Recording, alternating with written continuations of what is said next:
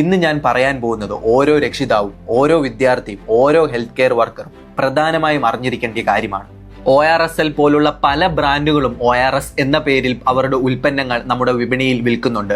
പക്ഷെ സത്യം എന്താന്ന് വെച്ചാൽ ഇവയൊന്നും WHO സ്റ്റാൻഡേർഡ് ORS അല്ല. കഴിഞ്ഞ 8 വർഷത്തെ പോരാട്ടം വേണ്ടി വന്നു ഡോക്ടർ ശിവരഞ്ജിനി ഹൈദരാബാദിൽ പ്രാക്ടീസ് ചെയ്യുന്ന പീഡിയാട്രിഷ്യന് ഈ ഉൽപ്പന്നങ്ങളുടെ മേളിൽ ഒരു ബാൻ ഏർപ്പെടുത്താനായി. പക്ഷേ വെറും 2 ദിവസം വേണ്ടി വന്നുള്ളൂ കമ്പനികൾക്ക് ഈ ബാനിന്റെ മുകളിൽ ഒരു സ്റ്റേ ഏർപ്പെടുത്താനായി. കാരണം അവരുടെ 180 കോടി വിലമതിക്കുന്ന സ്റ്റോക്ക് ഇനിയും ക്ലിയർ ചെയ്യാനുണ്ടെന്ന്. അപ്പോൾ നിങ്ങൾ ആലോചിക്കണം, 180 കോടി രൂപയ്ക്കാണോ മൂല്യം, അതോ 140 കോടി ഇന്ത്യൻ ജനതയ്ക്കാണോ മൂല്യമെന്ന്. WHO അംഗീകരിച്ച ORSൽ നിന്നും ഈ ഉൽപ്പന്നങ്ങളെ വ്യത്യസ്തമാക്കുന്നത് ഈ ഉൽപ്പന്നങ്ങളിൽ അമിതമായി പഞ്ചസാര ചേർക്കുന്നതാണ്. അങ്ങനെ വരുമ്പോൾ പനി, ഛർദിൽ, വയറിളക്കം തുടങ്ങിയ രോഗങ്ങൾക്ക് കുട്ടികൾക്ക് ഈ മരുന്ന് കൊടുക്കുന്നതിലൂടെ അവരെ റീഹൈഡ്രേറ്റ് ചെയ്യുന്നതിന് പകരം ഡീഹൈഡ്രേറ്റ് ചെയ്ത് അവരുടെ ആരോഗ്യനില മോശമാക്കുന്നു.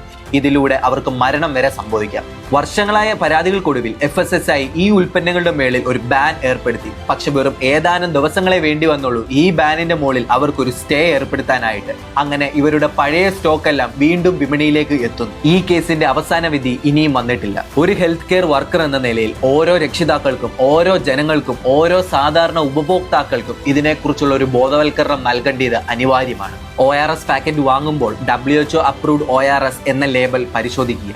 അധിക പഞ്ചസാരയുള്ള electrolyte drinks or energy drinks വയറിളക്കത്തിന് ഒരിക്കലും ഉപയോഗിക്കരുത്. ഒരു യഥാർത്ഥ ORS പാക്കറ്റ് ഒരു കുഞ്ഞിന്റെ ജീവനെ രക്ഷിക്കുന്നു. ഡോക്ടർ ശിവരഞ്ജിനിയെ പോലെയുള്ളവർ തുടങ്ങിവെച്ച ഈ പോരാട്ടം നമുക്ക് ഏറ്റെടുക്കാം.